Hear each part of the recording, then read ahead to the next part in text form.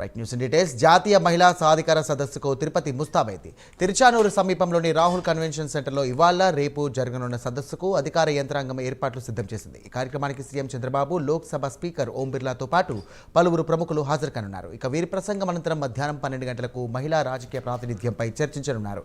రెండో రోజైన సోమవారం జరిగే సదస్సులో విద్య, నైపుణ్యాభివృద్ధి, ఆరోగ్య భద్రత, తల్లి ఆరోగ్యంపై చర్చ, పాలనా వ్యవస్థలో మహిళ పాత్ర, విజేతల కథలపై ప్రజెంటేషన్ ఉంటుంది. దేశం నలుమూలల నుంచి కూడా 250 మందికి పైగా మహిళా ప్రతినిధులు తరలి రానున్నారు. ముగింపు సమావేశానికి గవర్నర్ అబ్దుల్ నజీర్ హాజరు కానున్నారు.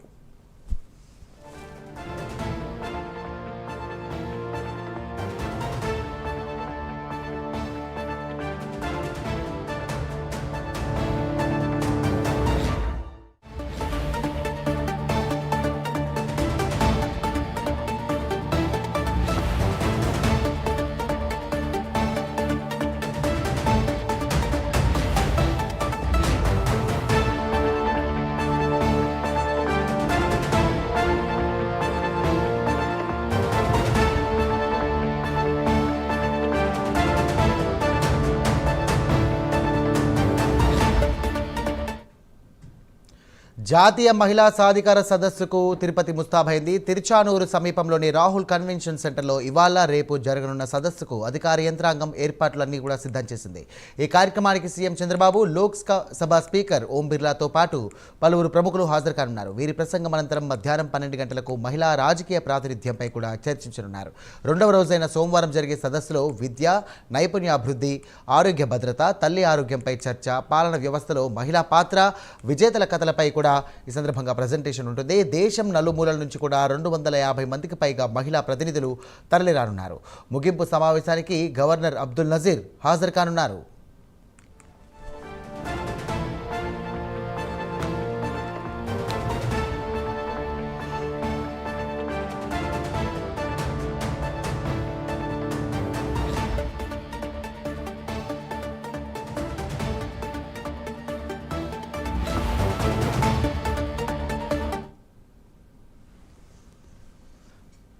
రైట్, తిరుపతిలో జరగబోయే మహిళా సాధికార సదస్సు సంబంధించి అన్ని ఏర్పాట్లు పూర్తయ్యాయి. దీనికి సంబంధించి కూడా లోక్సభ స్పీకర్ ఓం బిర్లాతో పాటు ఏపీ ముఖ్యమంత్రి చంద్రబాబు నాయుడు తదితర ప్రముఖులు కూడా హాజరయ్యే అవకాశం ఉన్నట్టుగా తెలుస్తుంది. దీనికి సంబంధించినటువంటి మరిన్ని డీటెయిల్స్ మా కరెస్పాండెంట్ రవ్వర్మ అందిస్తారు. రవ్వర్మ, చెప్పండి.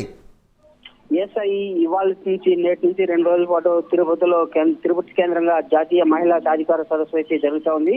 ఈ సదస్సుకి మా కేంద్ర స్పీకర్, లోక్సభ స్పీకర్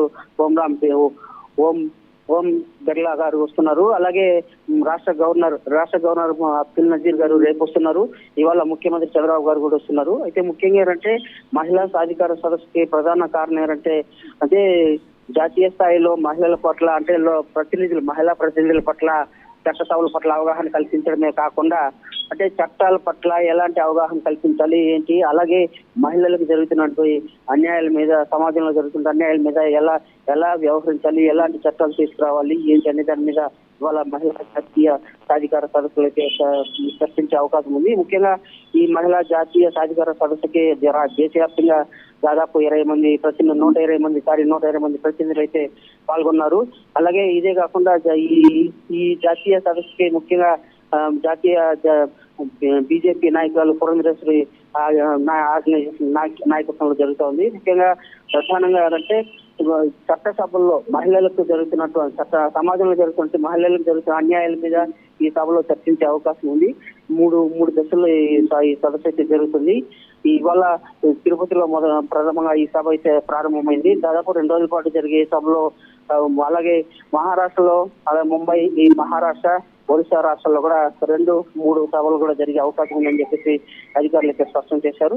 ముఖ్యంగా జాతీయ స్థాయిలో మహిళలకు భద్రత కల్పించడమే కాకుండా మహిళలకు జరుగుతున్న అన్యాయాల పట్ల ఎలాంటి చర్యలు తీసుకొస్తే, ఎలాంటి చట్టం అమలు చేస్తే బాగుంటుందనే దాని మీద ముఖ్యంగా ఈ సదస్సు ప్రధానాంశంగా జరిగే ఈ సదస్సులో ప్రధానంగా చర్చించే అవకాశం ఉందని చెప్పేసి అధికారులు స్పష్టం చేశారు.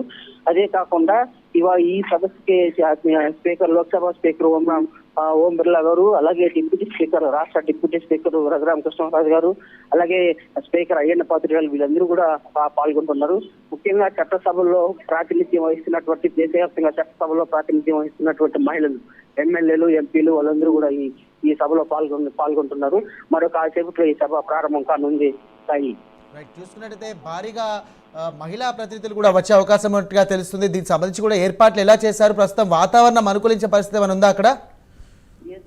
మరోవైపు వాతావరణం అయితే తడిగానే ఉంది. రాత్రి అంతా కూడా భారీ వర్షం అయితే కురిసింది తిరుపతిలో. అయితే ఇప్పుడు మాత్రం ప్రస్తుతం కొద్దిగా వాతావరణం చల్లబడినట్టుంది. అదే కాకుండా దేశవ్యాప్తంగా ప్రతినిధులు అంటే చట్టసభలకు ప్రాతినిధ్యం వహించినటువంటి మహిళలు ఈ సభలో పాల్గొంటున్నారు. వీరికి తగ్గట్టుగా ఏర్పాట్లు అయితే అన్ని రకాల ఏర్పాట్లు అయితే గత 3 రోజులుగా మంత్రులు, రాష్ట్ర మంత్రులు వీళ్ళందరూ కూడా తిరుపతిలోనే ఉండి ఏర్పాట్లన్నీ కూడా పూర్తి చేశారు. మరో కాసేపట్లో ఈ సభ కూడా ప్రారంభమవుతా ఉంది.